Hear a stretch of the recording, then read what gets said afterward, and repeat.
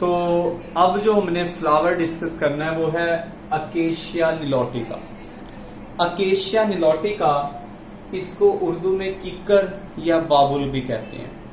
ठीक है, तो इसमें फर्स्ट ऑफ ऑल बात करेंगे हैबिट की। हैबिट कहते हैं कि प्लांट की फॉर्म क्या है, आया कि वो हर्ब है, श्रब है या ट्री की फॉर्म में है। तो ये ट्री की फॉर्म में है। ठीक है, ये एक स्पाइनस ट्री है, यानी इसकी जो स्टेम ब्रांचेस हैं उन पे कांटे लगे होते हैं। स्पाइनस इसकी स्टेम है। ठीक है, सो इसकी जो हैबिट है वो ट्री है।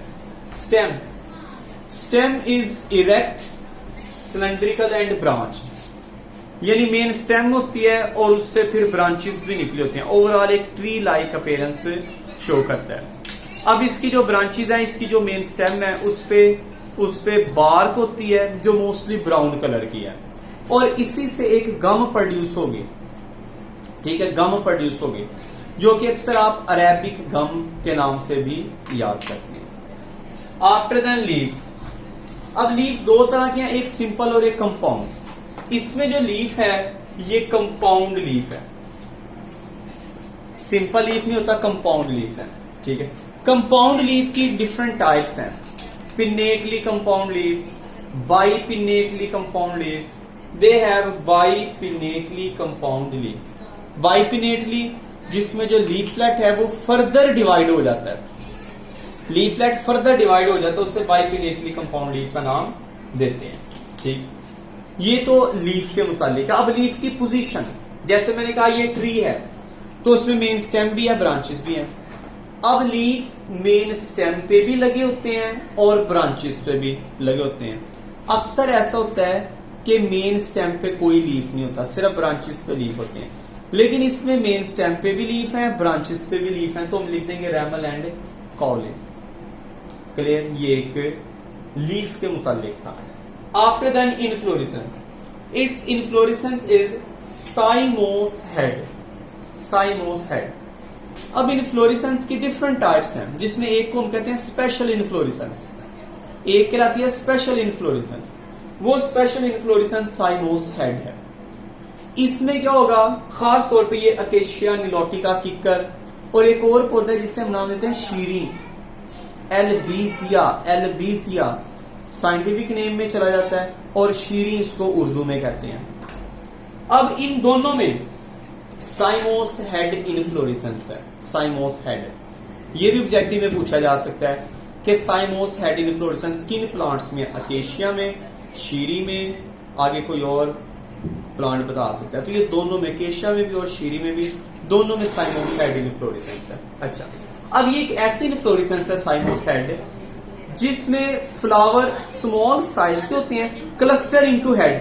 क्लस्टर इनटू हेड, वो एक गुच्छा बनाते हैं और हेड नुमा अपीयरेंस देते हैं। फिर जब हम इनको फर्दर देखते हैं, ठीक है, तो ये स्कॉर्पॉइड साइन की एक फॉर्म है। ये साइमोस इनफ्लोरेसेंस में आपने डिस्कस किया हुआ है। ठीक, तो ये इसकी इनफ्लोरेसेंस। After then flower. अब इसका फ्लावर इससे पहले जो हमने फैमिलीज पढ़ी उनसे काफी हद तक डिफरेंट है। First of all, flower is sessile without any pedicel, directly attached to central axis. Ebracteate, bracket is absent, small in size, petals are yellow in color. Flower का जो कलर है वो असल में पेटल का कलर है, yellow in colour. After then calyx. Calyx mean group of sepals. Group of sepals are called calyx. अब sepal का नंबर आपने गिनना है, वो कितना है, 5। तो आपने ये कैलक्स को केस से इंडिकेट करके 5 लिख दिया। गैमोसेपलस मतलब all the sepals are fused with each other. ठीक, next corolla. Group of petal are called Corolla.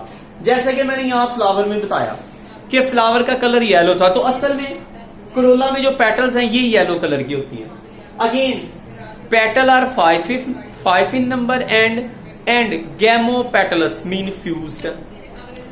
Androecium, group of stamen is called androecium. Group of stamen is called androecium. अब इसमें stamen का जो number है that is infinity, unlimited. Unlimited number होता है स्टेमन का। ठीक है, ये स्टेमन अगेन येलो कलर के होते हैं। Gynoecium, gynoecium in group of carpel, लेकिन इसमें कार्पल ग्रुप ज्यादा नहीं है, 1।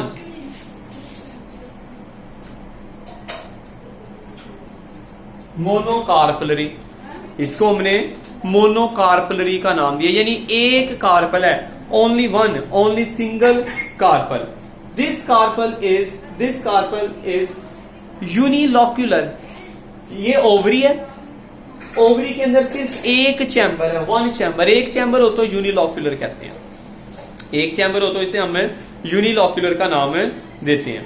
Style is long, long style. तो ये इसमें कार्पल है। अब आ जाते हैं फ्लोरल फार्मूले की तरफ।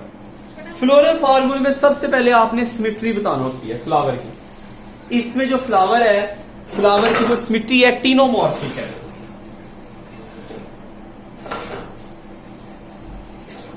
एक्टिनोमॉर्फिक रेडियल सिमेट्री को कहते हैं, रेडियल सिमेट्री को।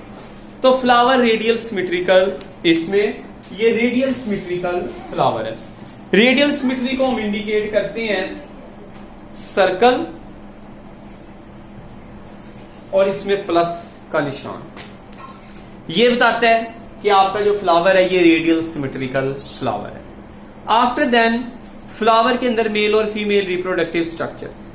फ्लावर बाइसेक्सुअल है, हर्माफ्रोडाइट है। ये सिंबल इंडिकेट करती है फीमेल को, लेकिन मेल फीमेल दोनों स्ट्रक्चर एक ही फ्लावर में है तो उसे हर्माफ्रोडाइट कहते हैं। तो अब ये हर्माफ्रोडाइट की कंडीशन आ गई, ठीक है। आफ्टर देन कैलक्स, कैलक्स को इंडिकेट करते हैं हमें के से। ये अब नीचे आपने लिखना है कि कैलक्स में सेपल कितनी है, वो आपने नीचे लिखनी है। ये सेपल की तादाद लिख रहे 5। फिर देखना कि वो पॉलीपेटलस फ्री है, पॉलीसेपलस फ्री है या जुड़ी हुई है, फ्यूज्ड है, गैमो है। तो ये गैमो सेपलस है,